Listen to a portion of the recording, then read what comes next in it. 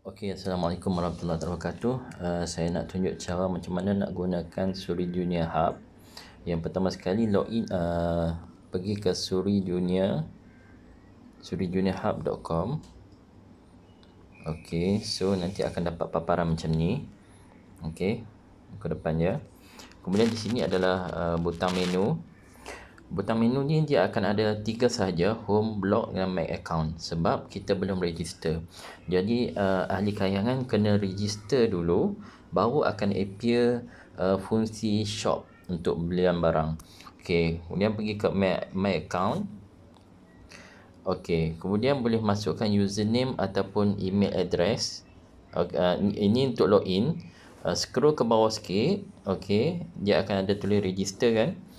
Masukkan username kita, contoh kita kata Badrul. Okey, Badrul. Kemudian email address apa dia? Masukkan email address. Saya cuba masukkan email address. Okey, kemudian masukkan password. Password yang kita nak set untuk akaun ni. Syarat dia adalah 12 aksara dan kena ada campur orang kata apa, nombor dan orang kata apa, nombor dan huruf. Jadi nak mudah saya masukkan nombor phone je lah.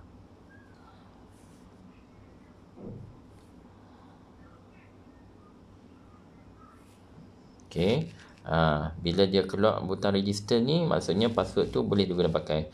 Kemudian terus register. Okey, bila register, kita akan ada di bahagian dashboard ni. Pergi dekat bahagian addresses. Kemudian klik kat bawah add billing address. Okey, billing address ni maksudnya orang kata apa, segala kita buat belian ke apa semuanya, invoice-nya akan dibil ke sini lah. Bukanlah post secara post, tetapi dia akan maklum kepada orang ni, billing address ni. Okey, contoh kita letak nama, dan last name ni kita letaklah company name ni, letakkan kita punya ID. Okey, mudah untuk hub untuk detect. Letakkan kita punya ID. Kemudian letaklah alamat rumah, alamat kita.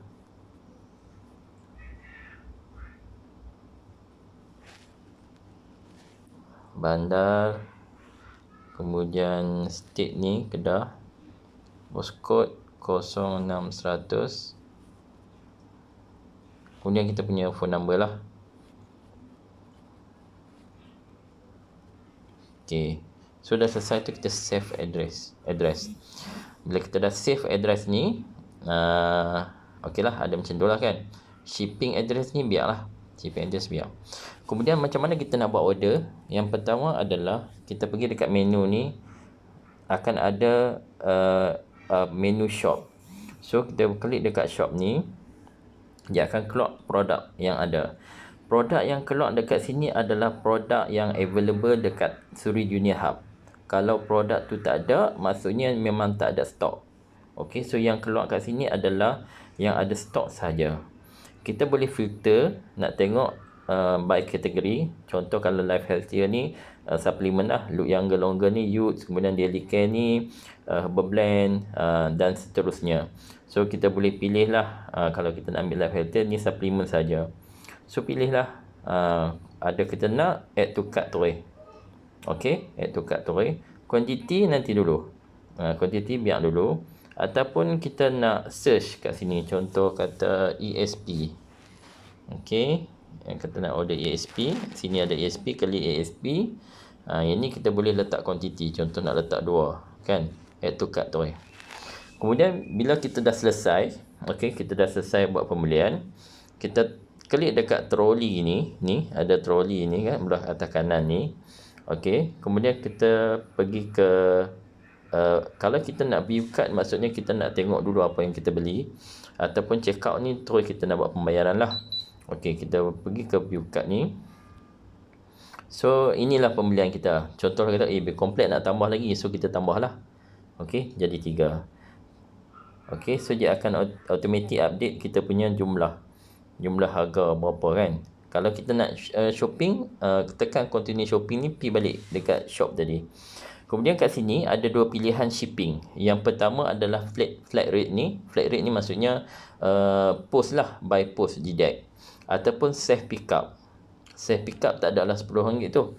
Self pick up ni maksudnya kita buat order kan, kita buat pembayaran, lepas tu kita sendiri yang nak pick up dekat Suruh Junior Hub. Digalakkan untuk buat macam ni sebab kita nak uruskan stok tu dengan lebih mudah lah. So ada record. Okey, kemudian katalah kita nak ship. Okey, kemudian proceed to check out. Okey, proceed to check out. Ini billing details. Billing details ni adalah contoh lah, sebagai contoh, kalau kita nak hantar barang ke orang lain, bukan ke kita. So billing details ni, contoh berapa jumlah bayaran, apa semua akan dihantar kepada kita dan email kita. Okey, maksudnya customer tu dia tak akan tahulah berapa jumlah bayaran dia. Okey, okey. Jadi kalau kita nak ship to different address, kita tekan kat sini, and then kita letaklah first name dia, last name dia kan, SID number ni tak payah letak pertama, kemudian semua alamat je lah. So shipping address akan pergi hantar ke sini. Kalau kata memang nak hantar kepada alamat kita yang kita set tadi, so tak payah klik kat situ lah.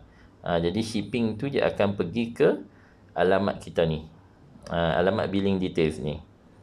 Okey, baik.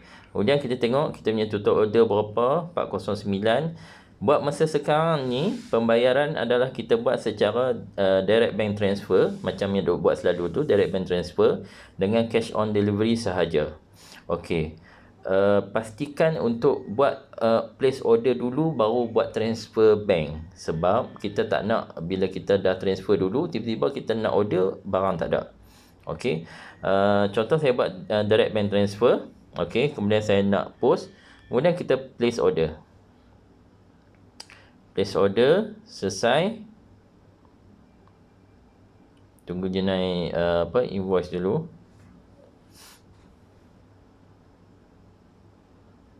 Okay, so order complete. Order complete.